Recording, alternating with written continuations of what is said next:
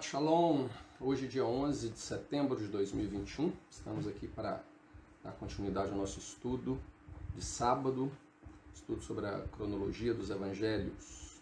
Como sempre, vamos estar aguardando aí, o pessoal está entrando nos próximos 5 minutos e aí a gente dá início ao estudo. Já temos aí alguém online, Shabbat Shalom, quem quer que seja, não dá para mim ver aqui quem é. É o Tapias. Helene, compartilha lá no grupo, por favor.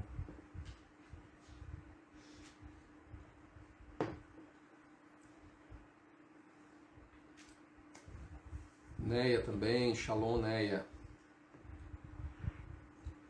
Vamos aguardar o pessoal aparecer.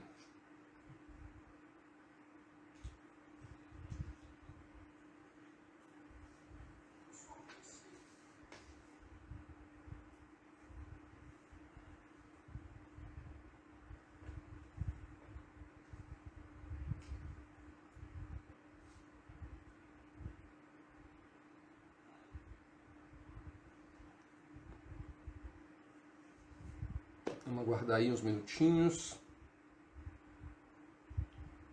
Renes, Shabbat Shalom. Maria, Shabbat Shalom para você também.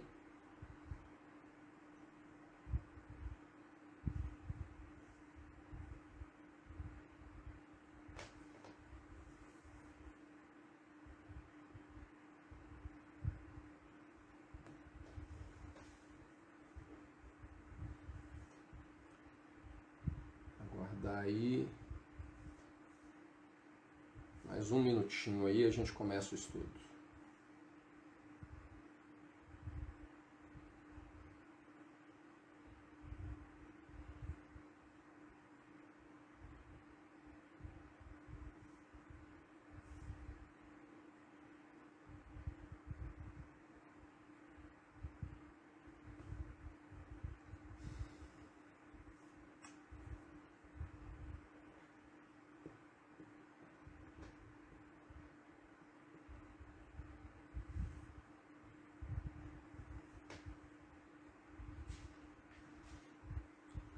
Já deu aí 5 e 5. Já compartilhou no grupo? Então vamos começar com uma oração então. Querido Pai Jeová, glorificamos o Teu nome, Pai, te louvamos, Criador dos céus e da terra, Deus soberano, único Senhor, Pai. Nós te louvamos, Senhor, porque o Senhor é quem nos dá a vida. O Senhor, acima de tudo, é aquele que, através do sacrifício do Teu Filho, nos deu a oportunidade de sermos reconciliados com o Senhor, de fazermos parte do Teu povo e de termos a esperança da vida eterna, Pai. Nós te louvamos por tudo isso e te pedimos, Pai, que o Senhor continue trabalhando nas nossas vidas, o Senhor continue nos guiando no entendimento da Tua verdade, continue conduzindo os nossos passos de maneira que possamos viver uma vida que agrada a Ti. Que as Suas expectativas com relação ao Teu povo seja cumprida na nossa vida, Pai. Que possamos realmente produzir frutos para o Senhor. Possamos alegrar o coração daquele que nos salvou. E que um dia possamos ser recebidos de braços abertos no Teu reino. Em nome de Yeshua, Pai, ensina-nos nessa caminhada, ensina-nos a viver uma vida que realmente agrada ao Senhor. Transforma o nosso coração, o nosso espírito, nossa mente, de maneira que aquilo que precisa ser ajustado, seja ajustado. Nos dê condição de reconhecer os pecados nas nossas vidas e que nós tenhamos força para abandoná-los, Pai. Em nome de Yeshua, esteja no nosso meio, fala ao nosso coração através desse estudo. Nos ensina a te conhecer cada vez mais e que nós possamos ser instrumentos na Tua mão para levar a Tua verdade para os outros também, Pai. Louvado seja o Teu nome, Senhor, em nome de Yeshua que eu oro. Amém. Amém, amém. Então estamos aqui para dar continuidade ao nosso estudo, seção 7 da cronologia dos evangelhos, Yeshua, o Cordeiro Pascal de um ano, parte 4, a última Páscoa. Então nós estamos aqui tratando dos períodos ali que envolvem desde a entrada de Yeshua em Jerusalém até o período da sua crucificação, né, todo aquele período da Páscoa. O estudo de hoje ele vai cobrir eventos ainda que ocorreram na segunda-feira, o terceiro dia após a entrada de Yeshua em Jerusalém. E nós vamos estar analisando ali as últimas palavras de Yeshua no templo, ensinando aos seus discípulos, ensinando a multidão e ao mesmo tempo sendo confrontado e confrontando os líderes religiosos de Israel. A gente dividiu esse estudo em 4 eventos. O Cordeiro de Deus é inspecionado no templo. Nessa parte aqui nós vamos ver que, assim como o Cordeiro deveria ser inspecionado para ver se não tinha nenhum defeito que o desqualificasse para ser o Cordeiro de Deus, Yeshua aqui vai ser questionado, inspecionado pelos líderes religiosos de Israel para ver se eles vão achar algum defeito nele, alguma culpa que justifique o seu aprisionamento e a sua morte. O evento 2, Yehová à direita de Yehová. Esse aqui é um momento em que Yeshua confronta os líderes de Israel com uma profecia do rei Davi, lá em Salmos capítulo 110. É um tema bem complexo, mas é muito interessante. A gente vai estar tratando disso. Depois a gente vai, só para a questão cronológica, a gente tem aqui a viúva pobre, é aquele momento em que a viúva coloca a sua oferta no templo, e a gente termina o estudo de hoje, então, obedeçam aos fariseus. É uma ordem de Yeshua em Mateus capítulo 23, que também é um tema complexo, é um tema confuso, e por esta razão, muitas vezes, ele é ignorado pela grande maioria das pessoas, principalmente dentro do cristianismo. É um texto, vamos dizer assim, é um texto fantasma dentro do Novo Testamento. Ninguém vê ele. Parece que ele não existe. Ninguém trata dele. Mas a gente vai tratar aqui. Então a gente vê ali Yeshua, no episódio passado, a gente viu que Yeshua criticou os líderes de Israel, né, os associando àquela ideia da figueira que não dava fruto, e que em razão disso, a missão que havia sido confiada a eles pelo Pai seria transferida para aqueles que realmente dessem fruto, especialmente os gentios. Em razão disso, eles ficaram cada vez mais furiosos com Yeshua e arquitetavam maneiras de incriminá-lo. E aí a gente começa o estudo de hoje, no evento 1, Cordeiro de Deus é inspecionado no templo. Os textos que nós vamos estar trabalhando aqui estão em Mateus 22, do versículo 15 a 40, Marcos 12, do versículo 13 a 34 e Lucas 20, do versículo 20 a 40. A primeira inspeção que Jesus passa por ela é na mão dos fariseus e dos herodianos. Herodianos eram pessoas ligadas a Herodes, ao rei que havia sido colocado ali por influência do próprio Império Romano para poder governar sobre Israel. E os fariseus, que eram os líderes ali das sinagogas. Então a situação é uma situação muito conhecida, que é a questão dos impostos, né, que eram pagos a César. Então o texto deixa claro que eles vieram até Yeshua com a intenção de criar alguma maneira dele se contradizer ou dele falar alguma coisa errada para poder incriminá-lo. Então eles vieram a ele com aquela pergunta sobre a oferta, né, sobre os impostos. Seria digno pagar impostos a César? Se ele falasse que não era, né, ele estaria indo contra Roma, eles poderiam acusá-lo de estar causando ali uma rebelião contra a autoridade romana e, de certa maneira, entregá-lo aos romanos para poder ser morto.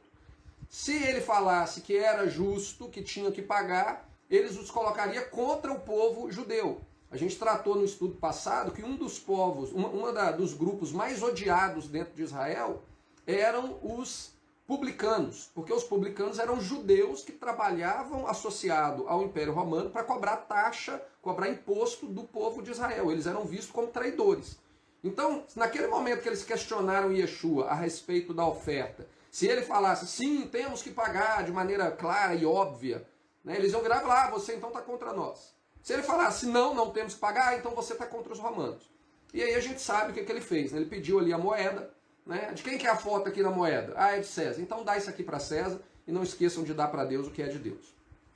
Então é uma passagem muito bem conhecida, e aí aqueles que que receberam essa resposta viram que não teriam como criar ali uma situação para incriminá-lo e acabaram indo embora. Isso está, o texto, um dos textos base aqui, especificamente para essa inspeção dos fariseus e dos herodianos, está em Mateus 22, do versículo 15 a 22. Depois, Yeshua é inspecionado pelos saduceus. Saduceus eram os líderes do templo. Então a gente tinha os fariseus, que eram os líderes das sinagogas, nós temos os herodianos, que eram ligados ao rei, ao governo, né, civil da nação de Israel, e nós temos os saduceus, que eram os líderes do templo, que controlavam todo o cerimonial do templo.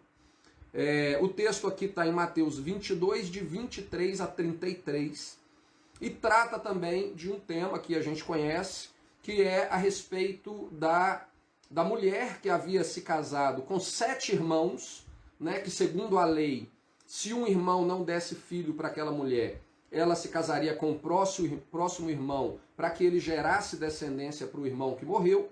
Só que isso aconteceu com ela 7 vezes. E ela se casou 7 vezes e não teve filho, e por fim aquela mulher morreu.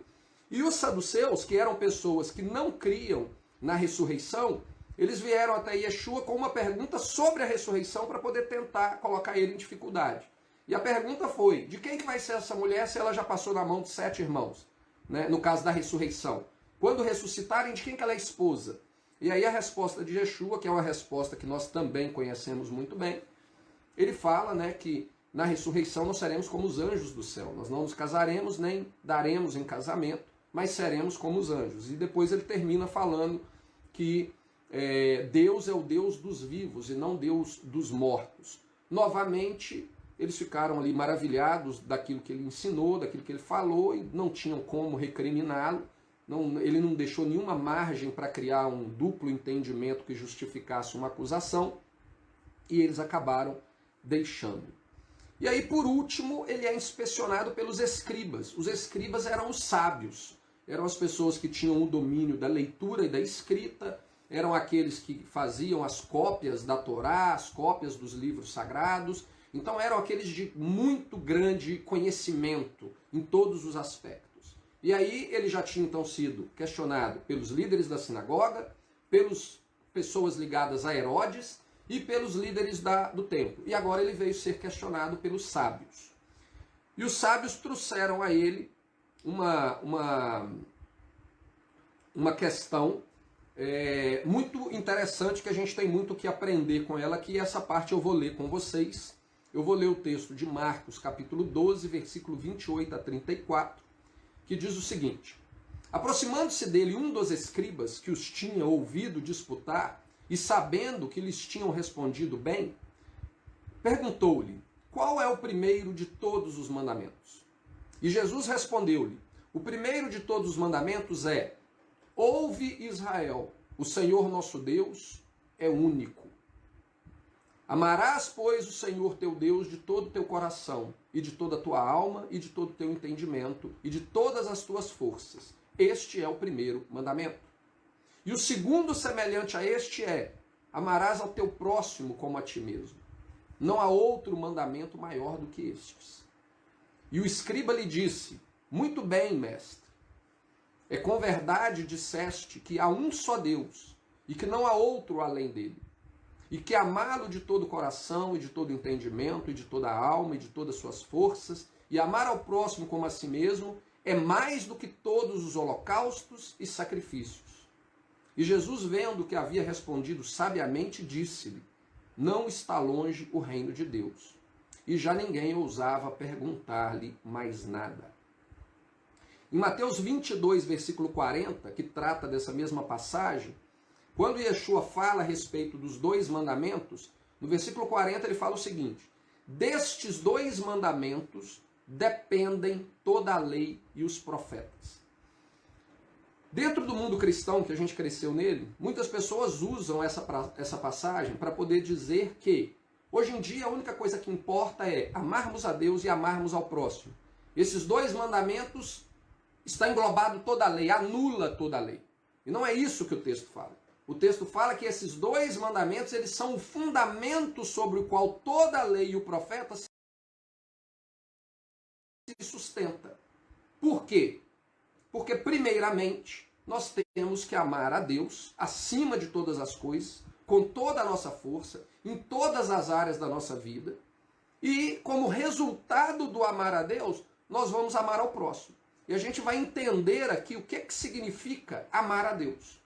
Quando Yeshua fala a respeito dessa questão, desses dois mandamentos, ele está se referindo a Deuteronômio capítulo 6, versículo 4 a 5, e a Levíticos 19, versículo 18. Deuteronômio 6, eu vou ler para vocês de 1 a 9, vou pegar um pouquinho antes, vou terminar um pouquinho depois para que a gente tenha uma ideia do contexto. Deuteronômio 6, de 1 a 9, fala o seguinte: Estes, pois, são os mandamentos, os estatutos e os juízos que mandou o Senhor, seu Deus, para ensinar-vos, para que os cumpreis na terra que passais a possuir. Para que temais o Senhor teu Deus e guardes todos os teus estatutos e mandamentos que eu te ordeno, tu e o teu filho e o filho de teu filho, todos os dias da tua vida, e que teus dias sejam prolongados. Ouve, pois, ó Israel. A palavra ouve aqui, em outros estudos meus, eu já tratei a respeito disso, é a palavra Shema. A palavra hebraica Shema, ela não significa simplesmente escutar.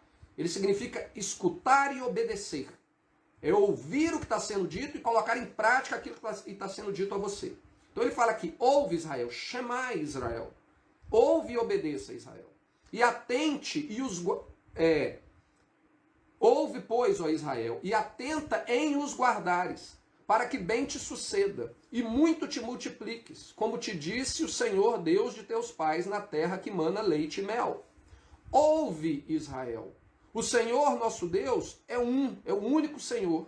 Amarás, pois, o Senhor teu Deus de todo o teu coração, de toda a tua alma e de todas as tuas forças. E estas palavras que hoje te ordeno estarão no teu coração. E as ensinarás aos teus filhos, e delas falarás assentado em tua casa, e andando pelo caminho, e deitando-te e levantando-te. Também as atarás por sinal na tua mão, e te serão por frontais entre os teus olhos. E as escreverás nos umbrais da tua casa e nas tuas portas. Isso é Deuteronômio 6, de 1 a 9. Levíticos 19, 18. Não te vingarás, nem guardarás ira contra os filhos do teu povo, mas amarás ao teu próximo como a ti mesmo. Eu sou o Senhor. Então, quando Yeshua faz menção desses dois mandamentos, esses dois mandamentos estão contidos na lei de Deus, né? E em momento algum ele está dizendo que esses dois mandamentos anulam todo o resto do conteúdo da lei de Deus. Muito pelo contrário. Quando a gente lê a Deuteronômio capítulo 6, Deuteronômio capítulo 6 deixa claro que o resultado prático do amor a Deus é guardar os mandamentos de Deus. Né? Ele fala, ama, pois, o Senhor teu Deus de todo o teu coração, de toda a tua força, e de toda a tua alma e de toda a tua força, e estas palavras que te ordeno estarão no teu coração. Ou seja, se você verdadeiramente ama a Deus, você vai viver segundo os parâmetros estabelecidos por Deus para que você o agrade. É um relacionamento, né? A própria Bíblia usa muito a questão do relacionamento entre marido e mulher, e é basicamente isso. Você não declara, você não demonstra amor pela sua mulher apenas da boca para fora, escrevendo cartinhas de amor, fazendo declarações nas redes sociais. Né? Infelizmente, a maioria das pessoas hoje vive disso. A maioria das pessoas vivem da aparência. Tira uma foto linda num jantar e na hora que desliga a câmera da foto estão matando um ao outro. Né? Ou o relacionamento dentro de casa é um inferno, mas a foto, a aparência, o que é exterior é o que conta. Mas essa é uma visão muitas vezes relacionada a uma visão abstrata do que é o amor. Amor é apenas uma declaração, amor é apenas uma palavra que sai da nossa boca, é um sentimento que a gente tem. Esse é um conceito grego do que é amor. Dentro do conceito hebraico do amor, amor é algo prático, amor é algo que você faz. Então, muitas vezes, você não vai escrever cartinhas e mandar mensagens e colocar fotos nas suas redes sociais, mas as suas atitudes do dia a dia em procurar dar o melhor para sua esposa, ou dar o melhor para o seu marido, em procurar ser fiel à sua esposa, ou ser fiel ao seu marido, em procurar agradá-lo de uma forma prática, é o que vai demonstrar que você ama. É lógico que como ser humano, e principalmente as mulheres, e eu entendo isso, porque a minha está aqui do lado e deve estar olhando até como pensando assim, quem é esse homem que está falando isso? Eu entendo que as mulheres gostam de atitudes, né, de flores, de bombons. Ela falou que não gosta de flores. Mas a maioria das mulheres gostam de flores, de bombons, de gestos, né, que demonstrem o amor. Mas o que adianta você comprar um balão enfeitado no dia do aniversário e encher a casa de pétalas de rosa e aí no final de semana você está traindo a sua esposa com outra? Aquilo não é amor verdadeiro. Aquilo é falso, aquilo é algo que sai da boca para fora, mas que não tem prática nenhuma. Então, dentro do conceito bíblico, amor é algo prático, é algo que você faz, não é algo que você fala. Você pode falar o quanto que você quiser. Se você não praticar aquilo que você fala, se as suas ações não demonstrarem aquilo que você fala, não é amor. Então, o amor ele é uma atitude em relação àquela pessoa que você ama. No caso de Deus, a atitude que ele espera daqueles que o amam é obediência. Se você realmente me ama, você vai me obedecer. Você vai conhecer os meus mandamentos, você vai ensinar os meus mandamentos aos seus filhos, vocês vão meditar nele todos os momentos da sua vida, todos os aspectos da sua vida vão girar em torno de conhecer a Deus, temer a Deus e fazer a vontade de Deus. Esse é o verdadeiro amor a Deus. E o apóstolo João, ele fala disso nas suas cartas. Na primeira carta de João, no capítulo 5, versículo 1 a 3, João fala o seguinte: todo aquele que crê que Jesus é o Cristo é nascido de Deus. E todo aquele que ama ao que o gerou, também ama ao que dele é nascido. Nisto conhecemos que amamos os filhos de Deus, quando amamos a Deus e guardamos os seus mandamentos. Porque este é o amor de Deus, que guardemos os seus mandamentos, e os seus mandamentos não são pesados. O que João está fazendo aqui praticamente é um resumo, como que usa a palavra? Me fugiu aqui da memória. Quando você pega a palavra de alguém e fala com suas próprias palavras? Não. Speech. Não. O que é, Milene? Esqueci. Alguém me lembra aí? Alguém me lembra nos comentários? Não é um resumo. É uma parafrasear. Praticamente o que João está fazendo aqui, ele está parafraseando os 2 mandamentos que Jesus falou. Amarás a Deus acima de todas as coisas, com toda a sua força, com todo o seu entendimento, e amarás ao próximo a ti mesmo. O que João está falando aqui é o seguinte: para que você ame ao próximo, primeiro você tem que amar a Deus e guardar os mandamentos de Deus, porque amar aos próximos é um mandamento de Deus. Então, quando você primeiramente ama a Deus, na prática, aquilo tem que resultar no amor ao próximo. E o amor ao próximo segundo os parâmetros estabelecidos na lei de Deus. Amor ao próximo não é o conceito de amor que existe no mundo hoje, onde a gente tem que aceitar qualquer coisa. Qualquer aberração, qualquer prática que Deus declara abominável, se você considerar aquilo algo errado, é porque você não tem amor, porque você não tem Jesus. Jesus nos ensinou a amar a todos. Não. Jesus nos ensinou a amar segundo os parâmetros estabelecidos por Deus. Existem pessoas que, por causa das suas escolhas na vida e por causa das suas práticas de uma vida de pecado e naquilo que Deus abomina, infelizmente, se aquelas pessoas não se arrependerem, elas merecem o juízo de Deus sobre a vida delas. E é lógico que não cabe a nós exercer esse juízo, cabe a nós, na verdade, trabalharmos para que essas pessoas cheguem ao conhecimento da verdade e se arrependam. Mas se eu acho que a minha maneira de amar é simplesmente ignorando as ações daquelas pessoas que são contrárias à palavra de Deus e aceitando ela de qualquer maneira, do jeito que ela é, sem revelar para ela a verdade de Deus, que aquele estilo de vida vai conduzi-la à condenação, isso não é um amor verdadeiro. Eu não estou preparando aquela pessoa para entrar no reino de Deus e ter uma vida eterna. Eu estou preparando aquela pessoa para poder se perder, para ser destruída.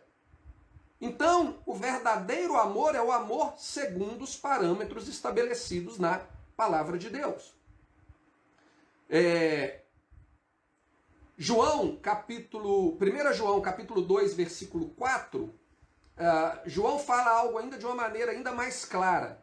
Aquele que diz, eu o conheço, e não guarda os seus mandamentos, é mentiroso e nele não está a verdade. A palavra conhecer aqui, aquele que diz eu o conheço, a palavra conhecer aqui, ela é uma palavra que se relaciona à intimidade. Quando Maria foi visitada pelo anjo, e o anjo falou com ela que ela estaria grávida, ela vira para o anjo e usa a mesma palavra grega, e para poder virar para ele e falar com ele, eu não conheço homem algum, como é possível eu estar grávida? Então é um conheço, o que João está falando aqui é um conheço de intimidade, de conhecer de proximidade, de ter realmente um relacionamento íntimo com Deus.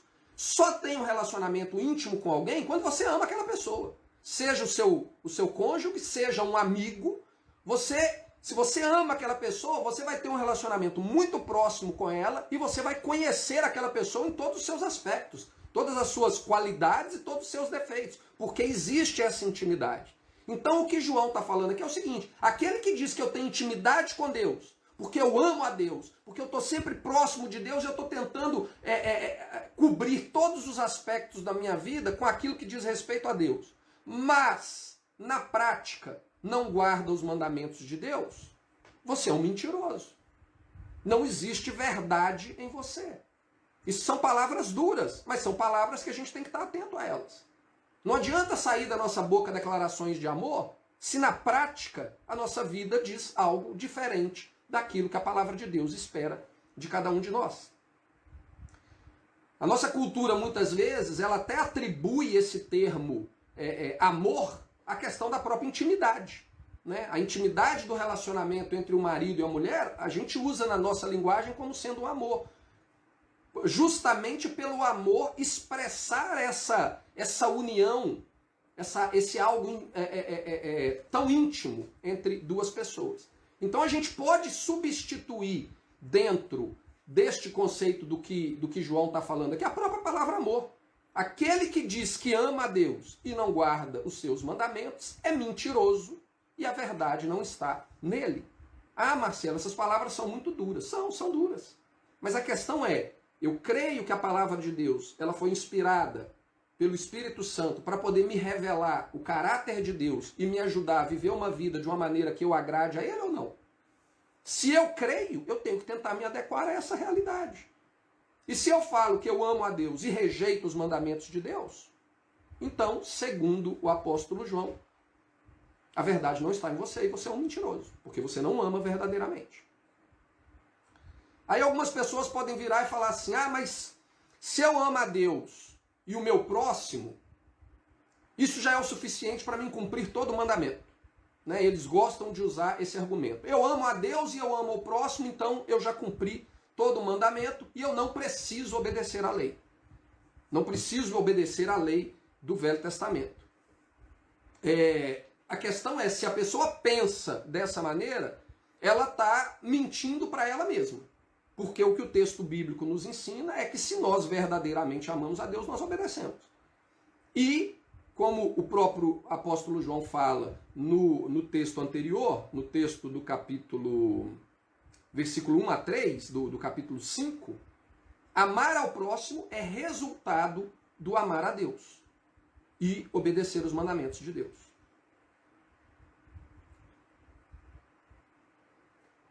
No final dessa passagem de Marcos, que a gente estava lendo aqui, tem algo curioso, que é o seguinte, quando o escriba Jesus acaba de falar ali a respeito desses mandamentos, e aí o escriba confirma, né, aquilo que Jesus falou, falando realmente, você falou, está certo.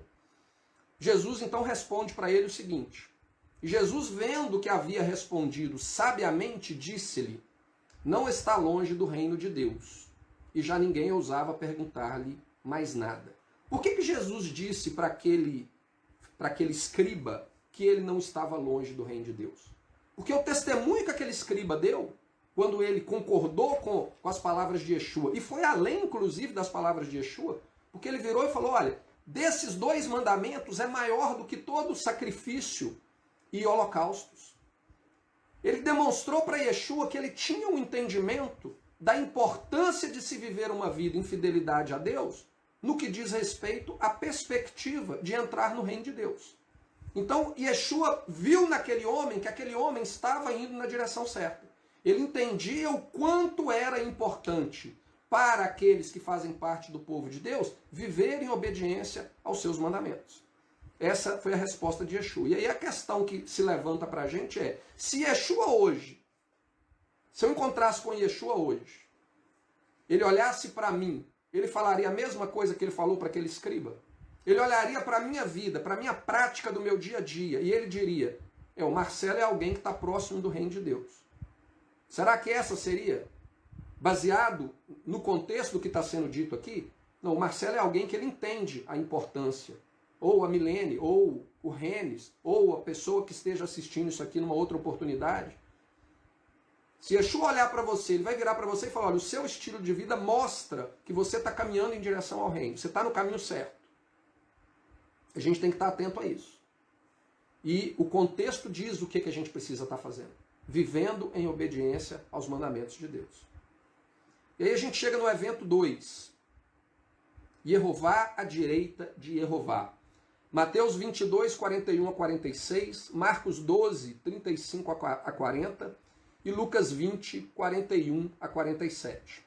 Então, depois de Jesus ter sido inspecionado por todos os líderes de Israel, fariseus, herodianos, saduceus e escribas, todos os grupos que dominavam Israel, aqueles a quem Yeshua havia declarado que eram uma figueira que não dava fruto, todos eles vieram tentar pegá-lo. Aí chegou a vez de Yeshua confrontá-los. Yeshua os confronta com um texto bem complicado, bem confuso. Mateus 22, 41 a 46. E estando reunidos os fariseus, interrogou-lhes Jesus, dizendo, que pensais vós de Cristo? De quem é filho? Eles disseram-lhe, de Davi. Disse-lhe eles, como é então que Davi, em espírito, lhe chama Senhor, dizendo, disse o Senhor ao meu Senhor, assenta-te à minha direita, até que eu ponha os teus inimigos por escabelo de teus pés. Se Davi, pois, lhe chama Senhor, como é seu filho? E ninguém podia responder-lhe uma palavra, nem desde aquele dia ousou mais alguém interrogá-lo. Então ali, a partir daquele momento, a inspeção acabou, eu não tenho mais como questioná-lo, ele não vai cair nas nossas armadilhas, e eles foram confrontados com uma pergunta que os deixou muito incomodados. E a gente vai tentar entender o que Yeshua estava querendo dizer com esse texto. Esse texto faz referência a uma profecia de Davi no Salmo 110. O Salmo 110, versículo 1, ele fala o seguinte, disse o Senhor ao meu Senhor, assenta-te à minha mão direita, até que ponha os teus inimigos por escabelo dos teus pés. Por que esse texto ele é tão profundo? Porque ele trata da natureza do próprio Messias. Então, naquele momento ali, muitos consideravam Yeshua o Messias. Os líderes de Israel procuravam uma oportunidade para matá-lo.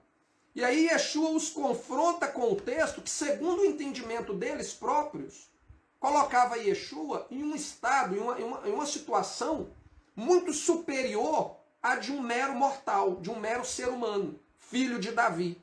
Né? Inclusive hoje no movimento messiânico, movimento de restauração aí das origens hebraicas, existem algumas pessoas que querem colocar Yeshua como simplesmente um filho biológico da descendência de Davi, um homem normal, sem nada diferente de nós. E aqui Yeshua confronta os fariseus justamente dentro desse aspecto para mostrar para eles o seguinte, a natureza do Messias ela é muito acima da natureza de um homem qualquer. E ele coloca na cabeça deles o seguinte, se eu sou o Messias, mesmo que vocês não creiam, mas existe a possibilidade, vocês estão querendo me matar? E Davi chamava o Messias de Senhor?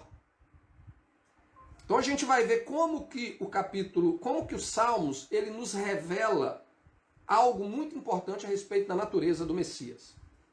Aqui nós temos a primeira palavra do texto de Salmos, capítulo 110, versículo 1, quando ele diz, disse o Senhor ao meu Senhor, o primeiro Senhor que é traduzido aqui, ele é traduzido, é uma tradução do nome Yehová. Então, se nós formos no original, nós vamos encontrar lá Yod, Rei, Vav, Rei, as quatro letras do evangelho, do idioma hebraico, que se referem ao nome de Deus. Então o que o texto está dizendo aqui é: disse Jeová ao meu Senhor.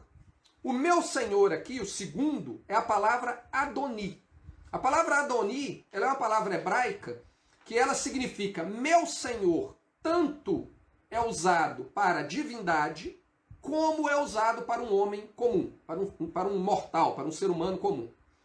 Então, o primeiro texto ele não é tão complicado, porque o primeiro texto, Jeová, está se referindo a Adoni, que pode ser uma divindade, ou que pode ser um ser humano qualquer, e está falando para Adoni: Adoni, senta à minha direita, e eu colocarei, até que eu coloque os teus inimigos por escabelo dos teus pés. O problema é que quando nós continuamos lendo o Salmo 110, a profecia fica muito mais complexa, porque ela é uma profecia messiânica, reconhecida pelo próprio povo judeu, pelo próprio judaísmo, só que no versículo 5, o texto fala o seguinte: o Senhor, à tua direita, ferirá os reis no dia da sua ira. A palavra Senhor aqui que está sendo usada já não é mais a palavra Adoni. A palavra que está sendo traduzida aqui dos originais que nós temos acesso a ele hoje é a palavra Adonai. A palavra Adonai, ela só é usada para se referir à divindade Jeová, ou em alguns momentos ela é utilizada no próprio texto para substituir o nome Jeová. Então ela é uma referência explícita ao próprio Deus. Só que no versículo 5, o texto está nos dizendo que aquele que está sentado à direita é Adonai. E aí a coisa fica complexa. Mas aquele Adoni lá de cima, do versículo 1, ele estava se referindo a um homem, a um mero mortal. E agora, no versículo 5, ele está falando que quem está assentado à direita é uma divindade. Ou ele tem a qualificação de uma divindade. A gente vai procurar entender isso agora para frente. Segundo a edição do texto massorético de Ginsburg, que é um judeu convertido a Yeshua, que se tornou um dos maiores estudiosos do texto massorético na Inglaterra no século XIX, a palavra Adonai, ela é utilizada no texto massorético 134 vezes para substituir o nome de Deus. E essa passagem seria uma delas. Portanto, segundo Ginsburg, na verdade, o versículo 5, ele deveria ser lido: e Jeová, à tua direita, ferirá os reis no dia da sua ira. Então, peraí. Jeová, à direita de Jeová? Parece confuso. O texto do aramaico Targum, que era um texto utilizado pelos fariseus na época de Yeshua, ele na verdade mostra isso de uma maneira explícita. No Targum dos fariseus, eles usam 4 pontinhos, como se fosse 4 iotes. O iote ele é como se fosse uma trema, com a trema é só de uma negocinho, não é? Como se fosse um risquinho daquele da trema. Tipo uma vírgula no alto. O que é aquilo? A trema? A trema é 2. Ah, não, a trema é os pontinhos, os 3 pontinhos. O que é o asterisco? É o apócrifo. Apóstofa. É isso aí que você falou. Não, apócrifo. Não, apócrifo não. Apócrifo é o texto. Apóstrofe. Ah, é apóstrofe. Então seria, no texto do Targum, aonde está no massorético o texto, a palavra Adonai, no Targum está o apóstrofo. 4 apóstrofe. 4 apóstrofe, que é um código utilizado por eles para não escreverem o nome de Deus, mas indicando que ali seria o nome de Deus.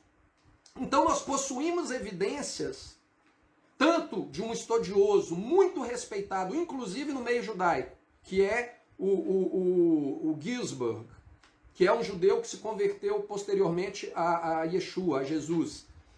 como nos próprios escritos antigos, que eram tidos como escritos sagrados pelos próprios fariseus, de que a correta leitura do texto do versículo 5 seria Yehová. Para quem não entende o que é o texto massorético, o texto massorético é o seguinte: durante o tempo de Yeshua, o hebraico ele não tinha nenhum tipo de pontuação, de acento. Você lia o texto e às vezes no hebraico, uma palavra que ela é escrita com as letras em hebraico, ela tem dois sons diferentes. E quando você faz o som diferente, ela tem um significado diferente. Mas a palavra é escrita da mesma maneira. Um exemplo que me vem à mente aqui agora é a palavra fogo e a palavra mulher. Apesar de não ser muito diferente fogo e mulher, é tudo a mesma coisa. Queima do mesmo jeito. A palavra fogo e mulher, elas são escritas do mesmo jeito, porém, quando você pronuncia de uma maneira diferente, ela vai significar fogo ou ela vai significar mulher. O contexto vai mostrar qual a maneira correta que você deveria usar. A questão é o seguinte: uma vez que o povo de Israel foi banido da terra, né, depois de Cristo, depois da destruição do templo, depois da destruição de Jerusalém, e foram espalhadas pelas nações da terra, eles começaram a perder, né, eles começaram a assimilar a língua dos povos aonde eles estavam vivendo, e o hebraico foi se tornando cada vez uma língua menos usada e restrita às orações. Então, para que eles tentassem de alguma maneira preservar o conhecimento do hebraico e o significado das palavras, os massoretas, eles criaram então pontuações no qual você, quando você fosse distinguir a palavra fogo, que eu não me lembro aqui agora qual é a palavra, mas a palavra fogo e a palavra mulher, elas estão escritas com as mesmas letras em hebraico, porém elas vão ter alguma pontuação diferente que é entendida como se fossem vogais, que ela vai diferenciar a pronúncia final daquela palavra. Esse texto massorético, ele só foi concluído cerca de 500 a 600 anos, 700 anos depois de Cristo. Então, depois de tudo o que aconteceu no tempo de Yeshua, depois de todos os problemas que o judaísmo teve com a fé, a destruição do templo, a perseguição do povo judeu, e o povo judeu culpando muitas vezes os discípulos de Yeshua por tudo aquilo que estava acontecendo na nação, 500 anos depois, 600 anos depois, os massoretas vêm traduzir textos e claramente, segundo alguns estudiosos, esses textos foram traduzidos de maneira a não confirmar aquilo que os discípulos de Yeshua acreditavam no primeiro século. Então é natural que quando eles se depararam com Salmo 110, e eles lessem que Yehová estava sentado à direita de Yehová, sabendo de que o texto está se referindo ao Messias, de maneira nenhuma eles gostariam de aceitar aquilo como uma ideia. Será então que o Messias ele tem algum aspecto de divindade nele? Será que aquilo que os nossos antepassados fizeram ao entregá-lo para ser crucificado pelos gentios, realmente eles estavam crucificando o Filho de Deus? Aquele que foi o verbo que se fez carne? Então é natural que quando eles fossem traduzir textos polêmicos como esse, eles tendessem a criar alguma maneira de eles não se incriminarem. Então a maneira deles não se incriminarem é o seguinte: vamos pôr Adonai ali e vamos deixar o problema para as gerações futuras. E o texto massorético hoje, portanto, nos apresenta como Adonai, porém, o termo Adonai ainda é um termo que se refere à divindade, independente de tentar esconder ali o nome de Deus, se refere à divindade, portanto, está se referindo a Yehová, mas as evidências mostram que o texto original deveria ser lido como Yehová.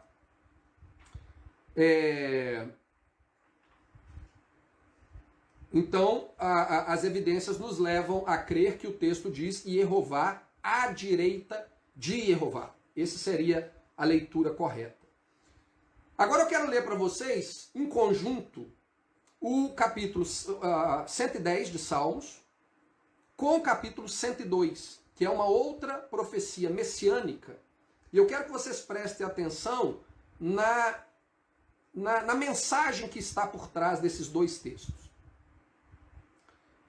Disse Jeová, eu vou traduzir e eu já vou substituir as palavras pela tradução que seria a mais apropriada.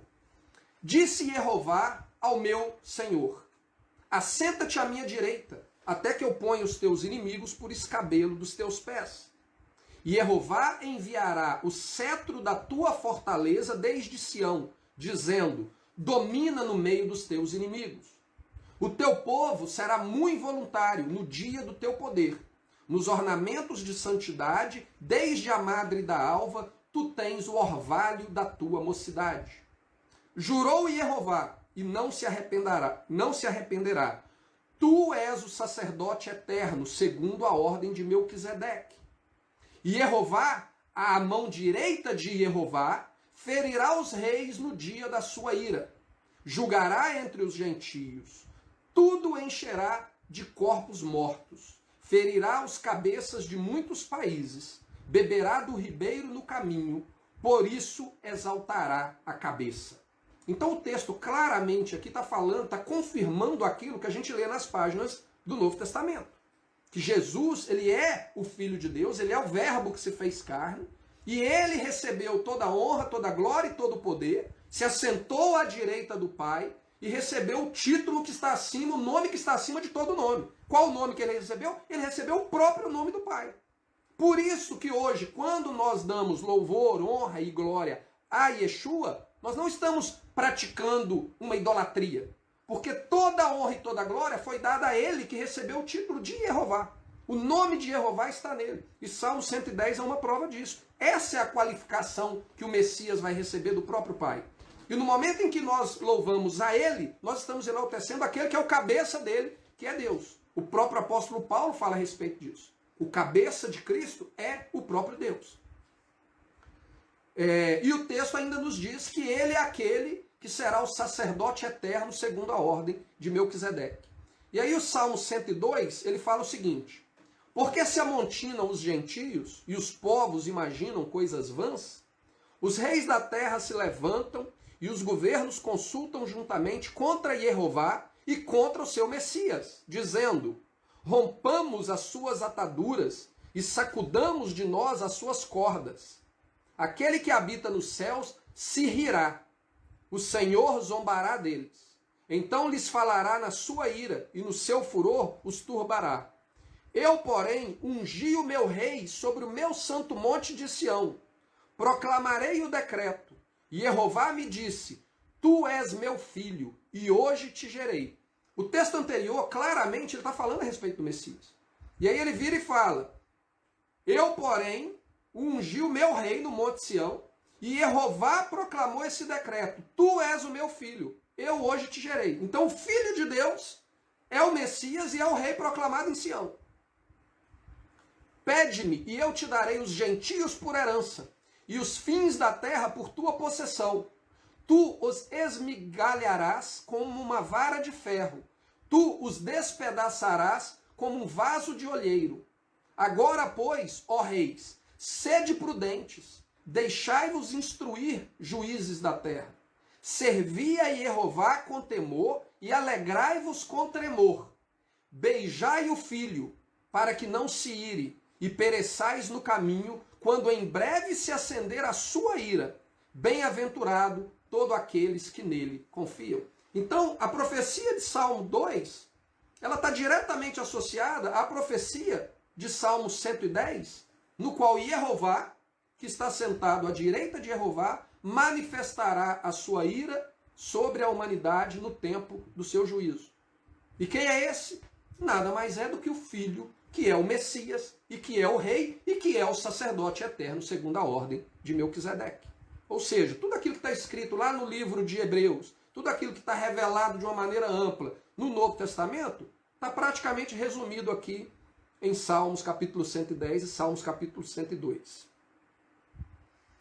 Aí a gente vai no evento 3, a viúva pobre.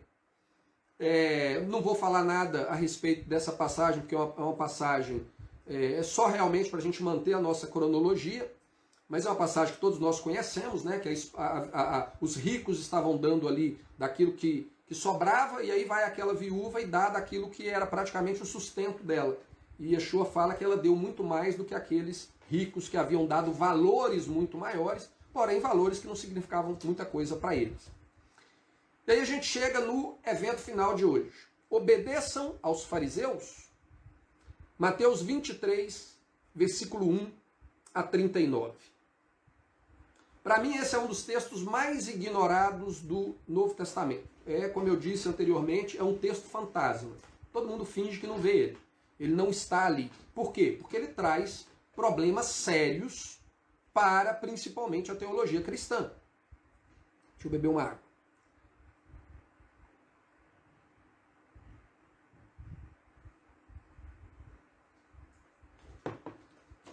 Por exemplo, quando a gente fala daquele texto que a gente analisou no início do estudo de hoje, a respeito de que amar a Deus está diretamente relacionado a guardar os mandamentos de Deus, o argumento daqueles que rejeitam a lei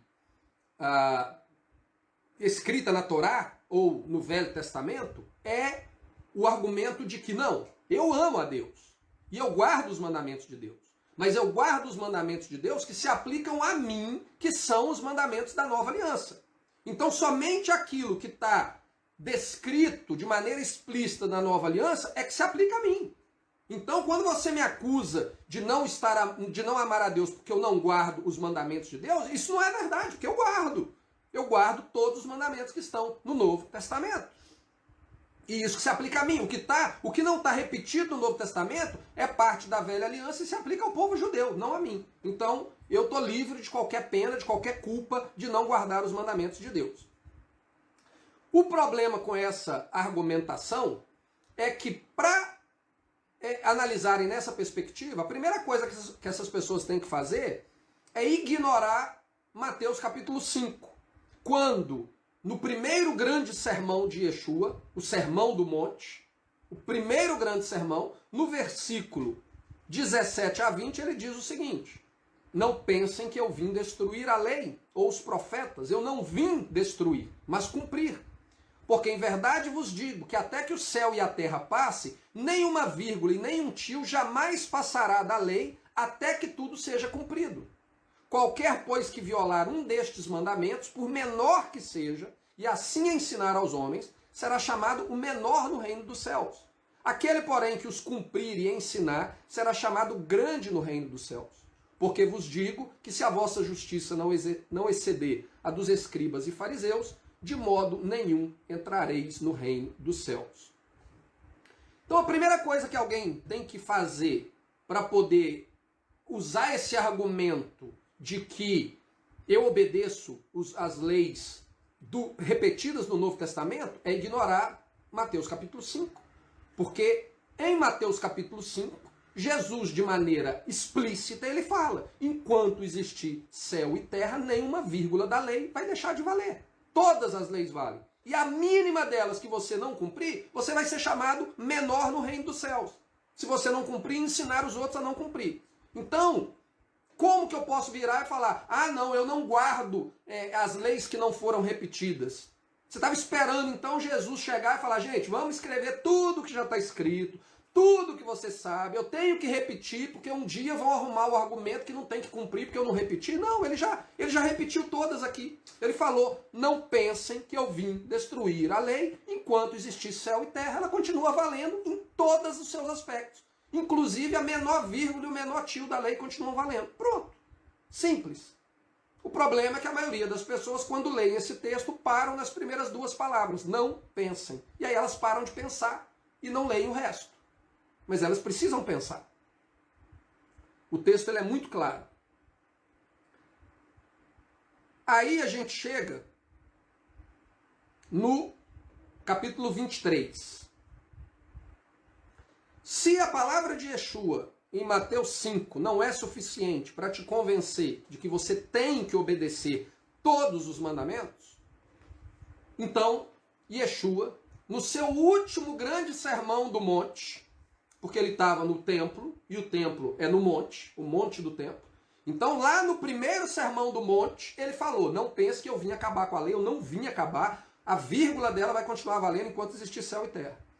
No último sermão, no seu último grande sermão, no monte, dessa vez no monte do templo, ele fala estas palavras aqui. Então falou Jesus à multidão e aos discípulos, dizendo: na cadeira de Moisés estão assentados os escribas e fariseus. Todas as coisas, pois, que vos disserem que observeis, observai-as e fazei-as, mas não procedeis em conformidade com as suas obras, porque dizem e não fazem. A cadeira de Moisés, ela era realmente uma cadeira que existia na sinagoga, uma cadeira de pedra, no qual os rabinos, os sábios, eles se assentavam nela, e no momento que eles estavam assentados ali, eles assumiam que eles tinham a autoridade de Moisés, e então, dali daquela cadeira, eles promulgavam as suas regras, as suas leis, a sua Torá oral, a sua lei oral, que são as tradições, doutrinas e tradições dos fariseus, que, segundo a palavra do próprio Yeshua, durante todo o seu ministério, elas tornavam a lei de Deus sem efeito. Então, Yeshua está fazendo menção aqui a algo que acontecia no seu tempo. Inclusive, existem achados arqueológicos em Israel de sinagogas que tinham lá a cadeira de Moisés.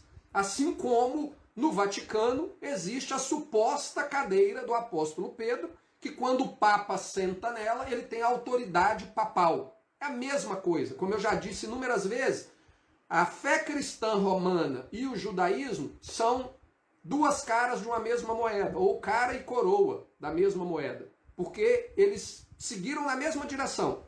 São sistema religioso baseado em tradição e doutrinas de homens que tornam a lei de Deus sem efeito. Cada um buscando o seu próprio argumento para justificar. Mas eles são a mesma coisa. Quando você analisa muito bem, eles são a mesma coisa.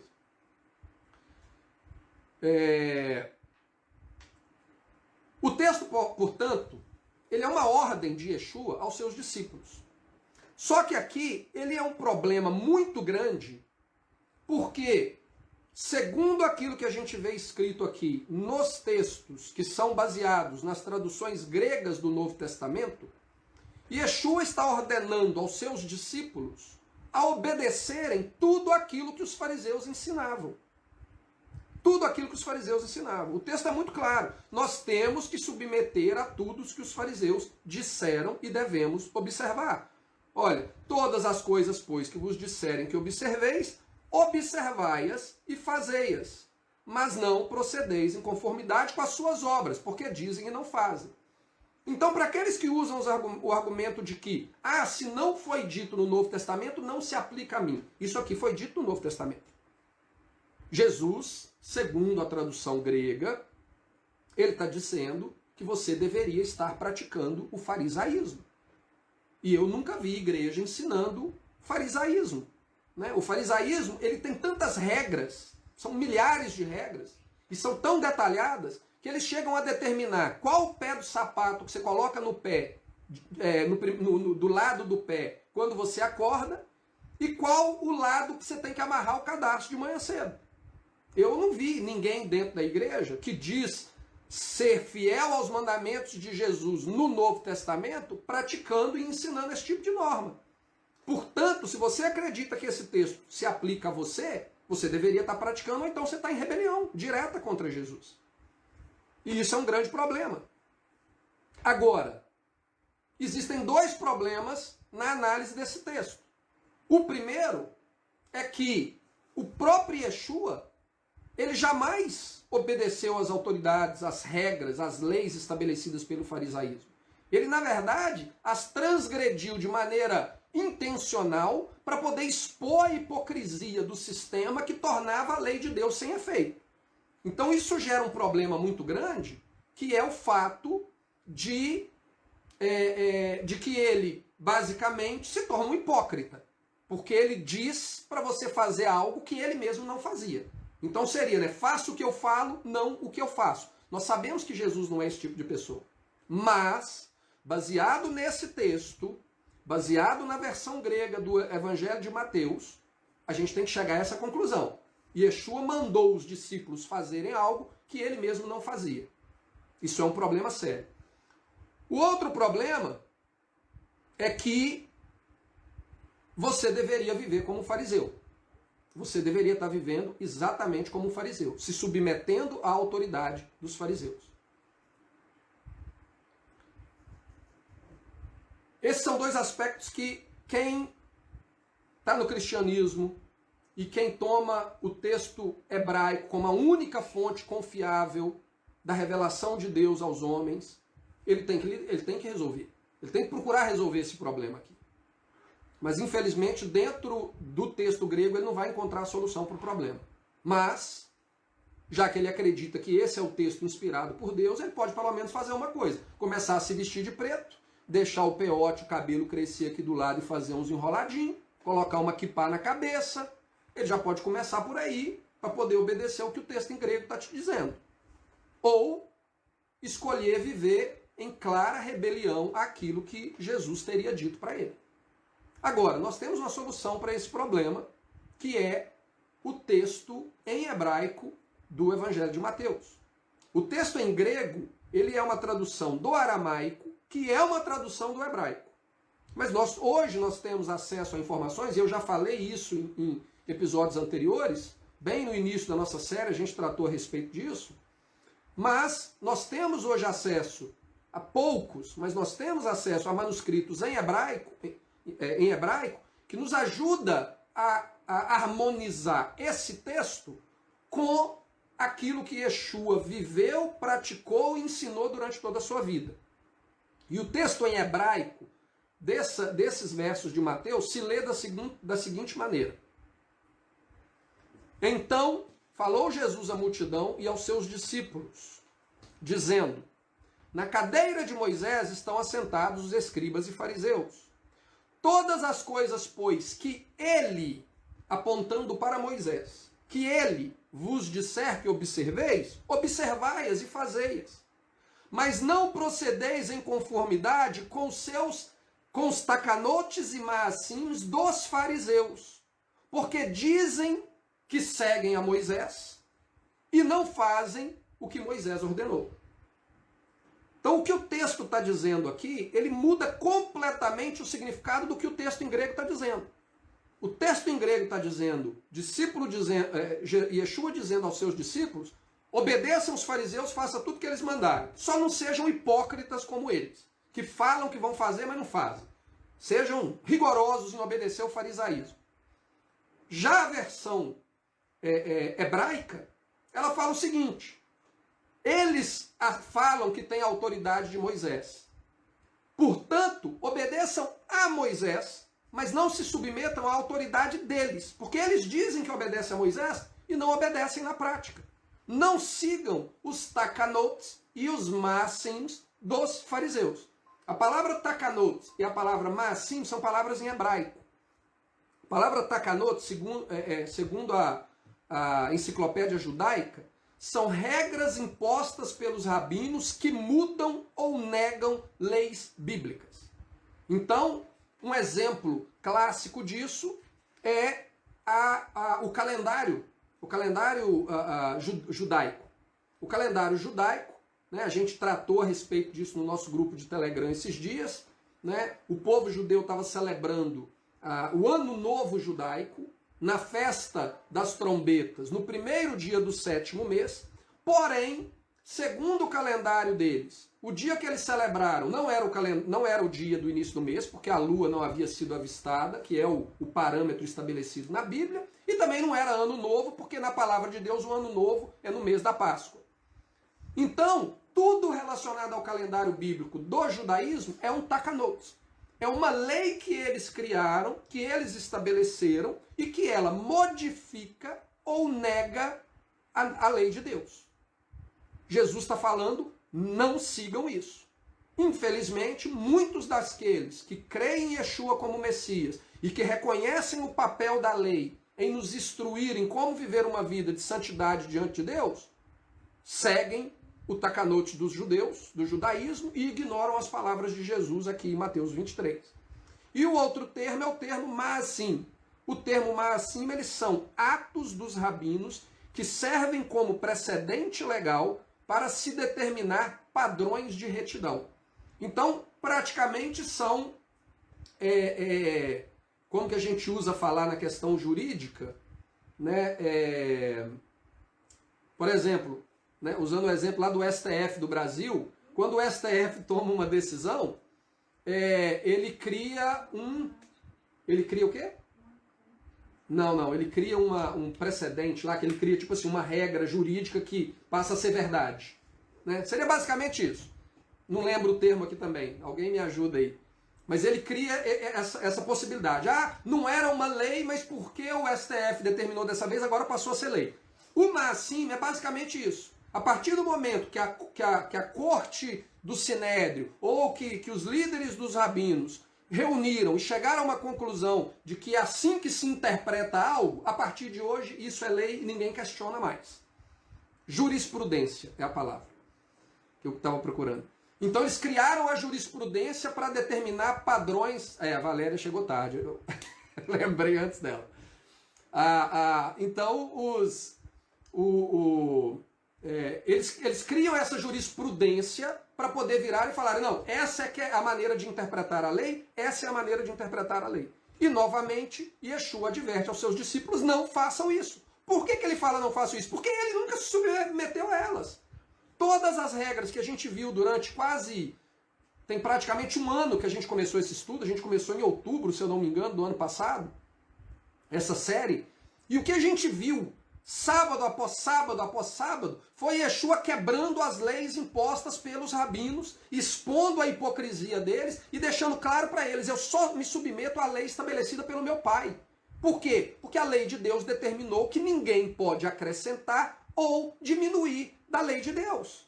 E o judaísmo fazia exatamente isso. Então, Yeshua chama a atenção dos discípulos para a obediência à lei de Moisés e os alerta para não se submeterem às tradições, às doutrinas estabelecidas pelos fariseus, que diziam obedecer a Moisés, mas na prática não obedeciam. A gente viu, inclusive, num estudo anterior, quando Jesus fala para eles falam, eu sou filho de Abraão. Ele fala, não, se vocês fossem filho de Abraão, vocês faziam as obras de Abraão. Ah, mas nós obedecemos Moisés. Não, vocês obedecem ao diabo.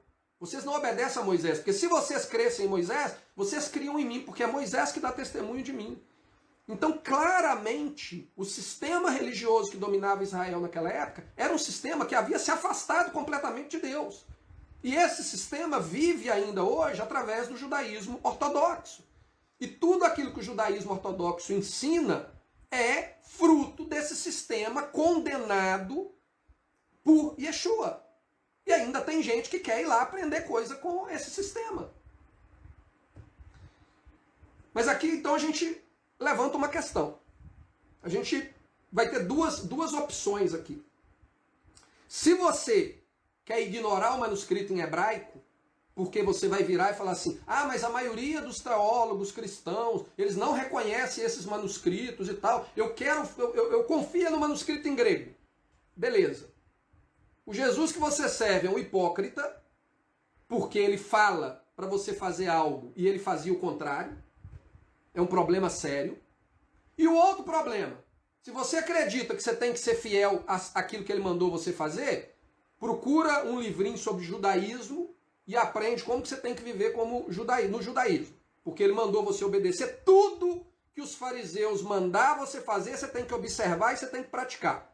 Então, compra o Talmud, compra um monte de livro e aprende a viver daquele jeito. Se você quer ser fiel ao Messias. Esse é o primeiro ponto que você tem que aceitar. O segundo ponto é, se você reconhece que o manuscrito em hebraico é um manuscrito que faz sentido porque ele harmoniza a vida de Yeshua, as práticas de Yeshua com as palavras dele, elas são perfeitas, elas se alinham de maneira perfeita, então você tem que reconhecer que mais uma vez além do que Jesus disse lá no Sermão do Monte, em Mateus capítulo 5, agora no Sermão do Monte do Templo, em Mateus capítulo 23, ele volta a te dizer de que você tem que observar tudo que está escrito na lei de Moisés. Tudo. Ele não precisa escrever de novo tudo, porque a lei já está lá. A lei já, nós temos acesso à lei de Moisés. O povo da época de Yeshua, que estava escutando essas palavras, eles tinham acesso à lei de Moisés. Ele não precisava reescrever. Ele bastava falar. Tudo continua válido. Então é tudo. Ah, mas eu só guardo o que estiver falando de maneira explícita no Novo Testamento. Tudo. Você não entende o que é tudo? Tudo continua válido. Se você quiser continuar ignorando isso, você está em direta rebelião contra aquilo que Yeshua requer de você. Aí a pessoa pode vir com uma outra argumentação. Ah, Marcelo, eu já ouvi isso. Para poder escapar desse texto, eles viram e falam assim: ah, mas ali Jesus estava falando para judeus. Não se aplica a mim porque eu não sou judeu. Ali Jesus só falava para judeus. Quando veio o apóstolo Paulo, e o apóstolo Paulo é o apóstolo dos gentios, a mensagem mudou. É outra mensagem, os gentios não têm que obedecer essas coisas. Será que é assim mesmo? Mateus 28, versículo 18 a 20. E chegando-se Jesus, falou-lhes dizendo, isso aqui já tinha morrido, ressuscitado, já estava na hora de subir e se assentar à direita do Pai. E chegando-se Jesus, falou-lhes dizendo, é-me dado todo o poder no céu e na terra. Portanto, ide, fazei discípulos de todas as nações, batizando-os em nome do Pai, do Filho e do Espírito Santo, ensinando-os a guardar todas as coisas que eu vos tenho mandado. E eis que eu estou convosco todos os dias até a consumação dos séculos. Amém. Essa aqui é a chamada a grande comissão, né? Uma das coisas que a gente aprende dentro da igreja é a nossa importância na questão da obra de missões. Nós temos que fazer missões. 4 cantos do mundo, nós temos que levar a mensagem aos 4 cantos do mundo. O que Jesus mandou levar aos 4 cantos do mundo aqui? Ele mandou levar aos 4 cantos do mundo, única e exclusivamente, a mensagem: Jesus morreu e ressuscitou por você. Acredita na nossa denominação e agora ande de acordo com o massim da nossa denominação, os padrões de santidade que a nossa denominação determinar. Ou ele falou: ensina a todas as nações do mundo tudo o que eu ensinei para vocês aqui. E tudo que eu ensinei para vocês aqui está incluído em Mateus capítulo 23. Então, por mais que Jesus ali no templo, realmente ele estava falando para uma multidão composta de judeus, e na verdade não era apenas composta de judeus, porque nós vimos no episódio anterior, se não é o anterior, é o antes desse, que existiam gentios que haviam ido para a festa, para participar da festa. Então tinham gentios ali também escutando Yeshua. Mas vamos dizer que eles não contam, era pouquinha gente, não conta. Mesmo que Yeshua, naquele momento que ele estava proclamando as palavras de Mateus 23, ele estivesse falando única e exclusivamente para judeus, aqui em Mateus 28 ele está falando para esses mesmos judeus, tudo aquilo que eu ensinei para vocês, incluindo aquilo que eu disse lá em Mateus 23, vocês vão levar para todo mundo e vão ensinar todo mundo aquilo que eu ensinei. Então, a partir daí, se você vê o que Yeshua está falando, você continuar virando falando, isso não se aplica a mim, aí é problema seu com Jesus, é problema seu com Yeshua. Um dia você vai se encontrar com ele e você vai se ver com ele. Ah, Marcelo, mas como assim? Quando a gente lê Paulo é diferente. Paulo não está ensinando nada disso. Espera aí. Se depois de você ter convicção de que Paulo estava instruindo os discípulos a obedecerem a Moisés, depois de você ter convicção de que Jesus mandou que aquilo que ele ensinou fosse ensinado no resto do mundo, e você acreditar que Paulo está ensinando algo diferente, então você tem que resolver o problema seu com a sua interpretação de Paulo. Porque como eu já mostrei em vários estudos aqui, Paulo, ele não ensinou nada diferente daquilo que Yeshua ensinou. Paulo, ele não é contrário a Jesus, eles se harmonizam perfeitamente. O que não harmoniza é a interpretação que o cristianismo dá de Paulo com aquilo que realmente Paulo disse. Então, se você tem algum problema em conciliar Jesus e Paulo, primeira coisa que você tem que entender, Jesus é que é o Messias. Ele é que morreu para te salvar. Ele é que tem a palavra final. Essa é a primeira coisa que você tem que entender. Você não está aqui para servir a Paulo, você está aqui para servir a Jesus. E segunda coisa é que Paulo jamais contradisse aquilo que Jesus ensinou. Quem contradiz são a interpretação cristã daquilo que Paulo falou. Então, você vai procurar ajustar aquilo que Paulo falou, procurar entender aquilo que Paulo falou e reconciliar com o Messias. Se você não conseguir reconciliar, eu te dou uma sugestão. Fica com o Messias e ignora o que você acha que Paulo disse. Porque no dia que você se apresentar diante do Messias, você não vai dar conta para ele falando, mas Paulo ensinou dessa maneira. Não vai. Então, fica com o Messias que você vai estar garantido. Tá bom? Mas eu sugiro é que procure alinhar, procure investigar e entender Paulo no contexto para que você possa compreender que Paulo jamais contradisse aquilo que Yeshua disse. Na verdade, Paulo, lá em Atos capítulo 21, ele dá testemunho de que ele nunca pregou contra a lei, ele nunca pregou contra a circuncisão e ele mesmo vivia segundo aquilo que estava escrito na lei de Deus. Está lá o testemunho de Paulo em Atos 21. Infelizmente é um outro texto que todo mundo escolhe ignorar.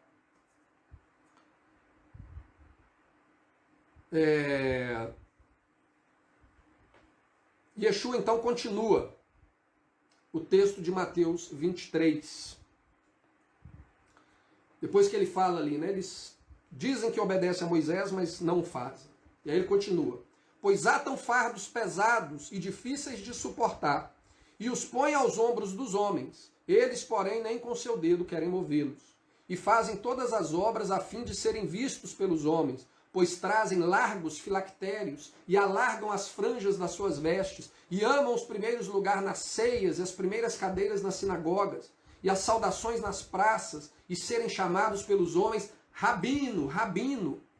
Vós, porém, não quereis ser chamado Rabino, porque um só é o vosso mestre, a saber, o Cristo. E todos vós sois irmãos. E ninguém na terra chameis vosso Pai, porque um só é o vosso Pai, o qual está nos céus. Nem vos chameis mestres, porque um só é o vosso mestre, que é o Cristo. Dando uma pausa aqui na leitura. Majoritariamente, os dois sistemas religiosos que giram em torno do texto bíblico, né, do Deus de Israel, é o judaísmo e o cristianismo. O judaísmo é o sistema no qual eles exaltam seus líderes, quase endeusam seus líderes. Quem vive no meio deles entende muito bem como é isso. Eles quase endeusam seus líderes, os rabinos. E por mais que algumas pessoas tentam usar o argumento de que rabino significa mestre, significa teacher, né, significa professor ou alguém que ensina, na verdade a palavra mestre significa o grande. O grande está chegando, o grandíssimo. E Jesus está falando aqui, ninguém chame de grande, de maioral, porque vocês têm só um que realmente é grande. Então esse é o sistema. O outro sistema é o cristianismo romano, no qual enaltece os seus líderes chamando de pai. Aqui Yeshua fala, não faz nenhum nem faz o outro. Vocês são todos iguais. Não é para vocês se colocarem acima de ninguém. O texto também faz menção ao termo mestre. Nós sabemos que o termo mestre é citado lá por Paulo em Filipenses, se eu não me engano, Filipenses capítulo 4, que é um dos ministérios estabelecidos por Deus para o fortalecimento do corpo. Mas ele é um ministério, ele não é um título. O que Yeshua está combatendo aqui é você utilizar esses títulos para dar um aspecto de nobreza para as pessoas. E infelizmente as pessoas usam outros títulos, reverendo, apóstolo, o próprio título pastor não está sendo mencionado aqui, mas as pessoas usam como se fosse uma questão de... Não, é só uma questão de respeito. Mas na prática não é uma questão de respeito. É querer colocar as pessoas acima de você mesmo. E Yeshua está falando aqui, vocês são todos iguais. Todos iguais. Então não tentem colocar ninguém acima de vocês. E aí ele continua, na verdade, e fala o seguinte: o maior dentre vós será o vosso servo. O que a si mesmo se exaltar será humilhado. O que a si mesmo se humilhar será exaltado. Ou seja, não é uma questão de status, não é uma questão de aparência. É uma questão de servidão. Se você se orgulha de ter sido chamado para o ministério pastoral, de ter sido chamado para o ministério apostólico, não fica esperando receber título de pastor e de apóstolo, não. Vai servir. Serve. É essa a sua função, é servir. Como eu mencionei em uns estudos atrás, vai lavar banheiro. Vai lá na casa do irmão pobrezinho que a enchente entrou na casa dele e vai lavar os móveis dele e limpar a casa dele. E de preferência utilizar o dinheiro que é depositado lá na sua igreja para de repente tirar aquele irmão da situação de viver na beira de um ribeirão e levar ele para um lugar mais decente, ajudar ele a comprar uma casa ou um terreno numa região mais decente. Vai cumprir o seu papel de servo. Mas as pessoas, elas querem o título. E Jesus está falando, não querem título. Não querem ser enaltecidos, exaltados. Isso não é para vocês. Exaltem o Pai que está no céu. Exaltem o Messias. Ele merece ser exaltado. Mas não fiquem exaltando homens. Os homens estão aqui para te servir. Mas infelizmente tem gente que se sente ofendido se você não se referir a ela como pastor. Eu tenho pessoas com quem eu convivi a minha vida inteira e que eu lembro que às vezes quando eu me referia a elas da mesma maneira que eu me referia quando nós crescemos juntos, aí alguém vira para mim e fala comigo: opa, não fala isso não, cara, ele é pastor fulano de tal. Nossa, que medo. Não é, é o cara que eu cresci com ele, é o meu amigo, eu conheço ele pelo apelido, eu conheço ele pelo nome. A gente cresceu junto, brincamos juntos, fizemos um monte de besteira juntos, mas também aprendemos a respeito de Deus juntos. Agora eu tenho que tratar ele como Sua Alteza, Majestade, soberano? É quase isso. Por quê? Porque as pessoas se apegam a títulos. E o problema de Yeshua aqui é justamente com o título. Não usem esses títulos. Por quê? Porque no momento que você usa esses títulos, aquele que recebe o título vai se sentir superior a você e vai querer te colocar no chão, vai querer te dominar e te controlar. E aí vai querer criar o sistema dos nicolaítas que a gente tratou em alguns estudos anteriores. Aquele sistema hierárquico onde ele é o boss, ele é o chefão, e aí ele tem as pessoas abaixo dele para controlar e dominar sobre a população. Yeshua não quer isso para a sua igreja. Infelizmente a igreja se tornou isso. E aí o texto continua: mas ai de vós, escribas e fariseus hipócritas, pois que fechais aos homens o reino dos céus, e nem vós entrais, nem deixar entrar o que estão entrando. Por que eles não entram? A gente já viu em estudos anteriores. Eles não entram porque eles abandonaram a lei de Deus e estabeleceram leis e doutrinas de homens que negam a lei de Deus. E eles vão e ensinam as pessoas a fazerem o mesmo. Então vocês não entram e levam os outros a não entrarem. Ai de vós, escribas e fariseus hipócritas, pois que devorais a casa das viúvas sob o pretexto de prolongadas orações, por isso sofrereis mais rigoroso juízo. O dinheiro entra, o dinheiro entra, o dinheiro entra, o dinheiro entra. O povo está sofrendo, o povo está passando fome, o povo está vivendo na beira do ribeirão com a enchente, sofrendo todo ano com a enchente. Mas a casa pastoral tem que ser bonita. A aparência da igreja tem que estar linda. Mas o pobre, coitado, está lá morrendo. Os fariseus faziam isso. Hoje o povo faz do mesmo jeito, os líderes religiosos. E aí o que ele fala? Ai de vós! Vocês devoram as viúvas no pretexto de oração. Não, gente, mas o dinheiro é para comprar os instrumentos da igreja. Nós temos que comprar um piano novo. Nós temos que comprar a guitarra da melhor qualidade. Nós temos que comprar a bateria mais cara. Nós temos que comprar o negócio de som. E a irmãzinha está lá, passando fome, passando necessidade, tendo problema com chuva e com tudo quanto é tipo de problema, mas a aparência da estrutura do sistema tem que ficar intocável. Ali a gente tem que investir. E o salário do pastor, grande, 10 salário mínimo, 15 salário mínimo, tem que cair na conta todo mês, sem falta. Ai de vós, escribas e fariseus, hipócritas, pois que percorreis o mar e a terra para fazer um prosélito, e depois de o ter desfeito, o fazei filho do inferno 2 vezes mais do que vós. Por que isso? Por que isso? Porque quando eles iam para... A gente já tratou disso num texto anterior, onde Yeshua fala que aquele que tiver conhecimento será cobrado muito mais do que aquele que não tiver conhecimento.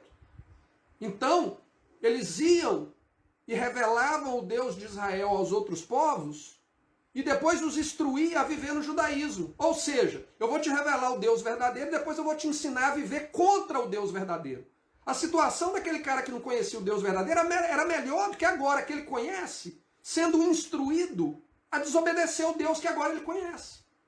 Então ele fala, vocês viajam, né? Percorrem mar e terra para fazer um convertido e depois que ele se converte, ele é 2 vezes mais filho do inferno do que vocês mesmos, porque vocês instruíram ele. Será que a fé cristã é diferente?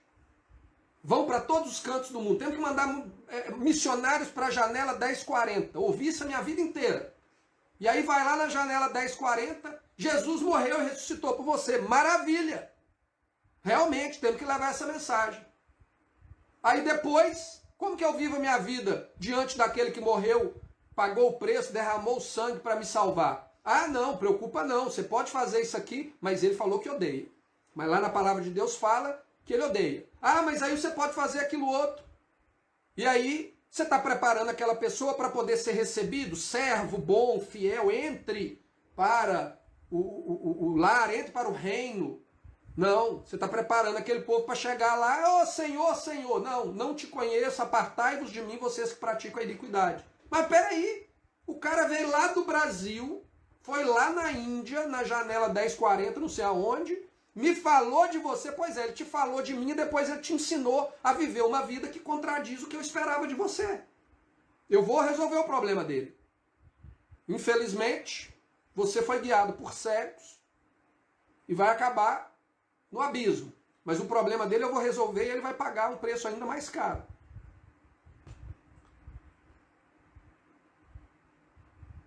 Ai de vós, condutores cegos, pois que dizeis, qualquer que jurar pelo templo, isso nada é, mas o que jurar pelo ouro do templo, esse é devedor. Insensatos e cegos, pois qual é maior, o ouro ou o templo que santifica o ouro? E aquele que jurar pelo altar, isso nada é, mas aquele que jurar pela oferta que está sobre o altar, esse é devedor. Insensatos e cegos, pois qual é maior, a oferta ou o altar que santifica a oferta? Portanto, o que jurar pelo altar, jure por ele e por tudo que está sobre ele. E o que jurar pelo templo, jure por ele e por aquele que nele habita. E o que jurar pelo céu, jure pelo trono de Deus e por aquele que está sentado nele. Ai de vós, escribas e fariseus hipócritas, pois que dizimais a hortelã, o entro, o cominho, e desprezais o mais importante da lei, o juízo, a misericórdia e a fé. Deveis, porém, fazer estas coisas e não omitir aquelas. Condutores cegos, que coais um mosquito e engolis um camelo. Ai de vós, escribas e fariseus hipócritas, pois que limpais o exterior do corpo, do copo e do prato, mas o interior está cheio de rapina e de intemperança. Fariseu cego, limpa primeiro o interior do copo e do prato, para que também o exterior fique limpo.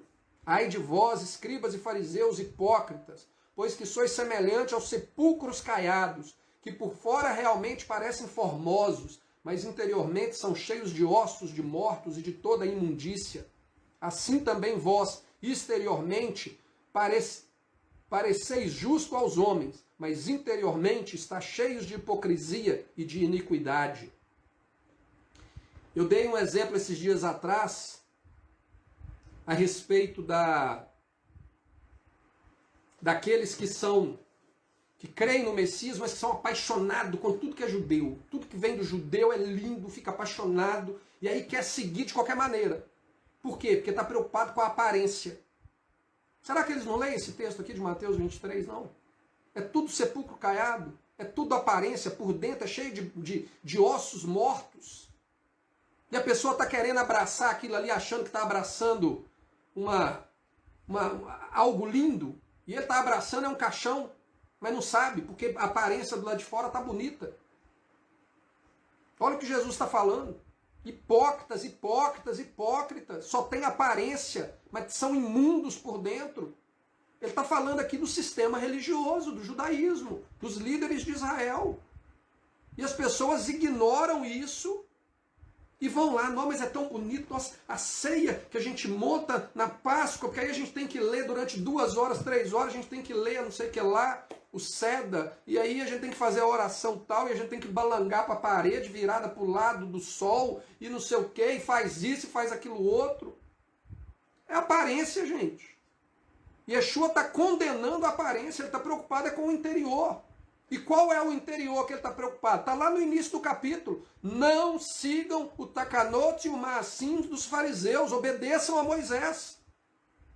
Ah, mas é mais bonito, é mais elegante seguir o judeu, porque eles têm todos aqueles vasos de prata bonito. Tem uma loja aqui perto de casa que é só de prataria, cada coisa mais linda do que a outra.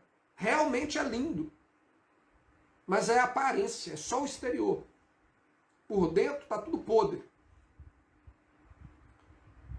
Ai de vós, escribas e fariseus, hipócritas, pois que edificais os sepulcros dos profetas e adornai os monumentos dos justos, e dizei, se estivéssemos no tempo dos nossos pais, nunca nos associaríamos com eles para derramar o sangue dos profetas. Assim vós mesmos testificais que sois filhos dos que mataram os profetas. Enchei-vos, pois, a medida de vossos pais. Serpentes, raça de víbora, como escapareis da condenação do inferno? Portanto, eis que eu vos envio profetas, sábios e escribas. A uns deles matareis e crucificareis, a outros deles açoitareis nas vossas sinagogas, e os perseguireis de cidade em cidade, para que sobre vós caia todo o sangue justo, que foi derramado sobre a terra, desde o sangue de Abel, o justo, até o sangue de Zacarias, filho de Baraquias, que mataste entre o santuário e o altar. Em verdade vos digo que todas estas coisas hão de vir sobre essa geração. Jerusalém, Jerusalém, que mata os profetas e apedreja os que te são enviados. Quantas vezes quis eu ajuntar os teus filhos, como a galinha ajunta os seus pintos debaixo das asas, e tu não quisestes. Eis que a vossa casa vai ficar-vos deserta, porque eu vos digo que desde agora não me vereis mais, até que digais, Baruch Rabá Bashem Yehová. Bendito que vem em nome de Yehová. E assim a gente encerra nosso estudo de hoje. Fico aberto aí para perguntas, comentários. Fico à disposição de vocês para que a gente possa esclarecer alguma dúvida, alguma coisa. Temos aí a Fátima Coutinho, Shalom, irmão Marcelo, Shalom, Fátima, um abraço. O Patrick colocou aqui, maravilha de ensinamento. Fico aí, gente, aberto para vocês, comentários, perguntas.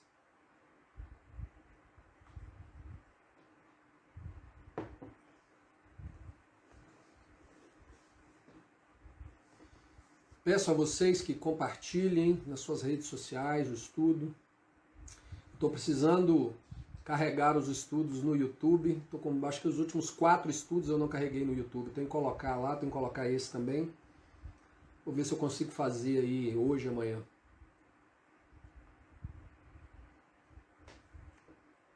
Fico aí aberto para vocês, se quiserem perguntar alguma coisa.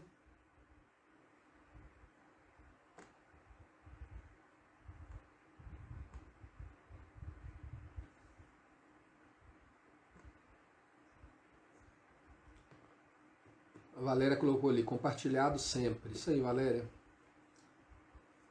Infelizmente é um tema que nós sabemos que poucos entrarão pela porta, né? Poucos entrarão pela porta estreita. Então não é um tema que as pessoas gostam de ouvir. Então, infelizmente a gente não tem aí a audiência que a gente gostaria. Mas é assim mesmo. Este é o mundo em que vivemos. Gente, sem perguntas, sem comentários. Se não tiverem perguntas, vou estar encerrando então o nosso estudo.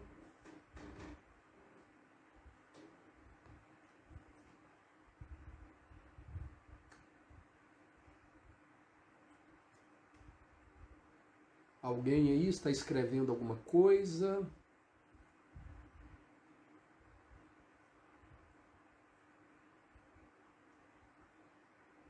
José Tapias, muito bom, como sempre. Acho que nós não temos perguntas, né? Se não tivermos perguntas, então, dou-lhe uma, dou-lhe duas. Não temos perguntas? Ninguém? Dou-lhe 3. Sem perguntas? Se alguém estiver escrevendo alguma coisa, me manda aí um sinal de fumaça, alguma coisa aí, que aí eu espero escrever. Caso contrário, daremos por encerrado o nosso estudo de hoje. E se Jeová nos permitir, sábado que vem continuaremos. Pergunta do Patrick, vai ter sala? Aí depois ele não aparece. Depois eu abro, ele some, aparece 1 hora depois, eu apareci lá, não tinha mais ninguém, né? Vamos abrir a sala hoje então, muito tempo que não tem. Então vamos lá, gente, vamos encerrar aqui. E shalom para todos vocês, que Jeová abençoe vocês, dê uma semana abençoada e que Ele possa nos ajudar aí a compreender a palavra dEle e colocar em prática na nossa vida. Não é fácil, mas é assim mesmo.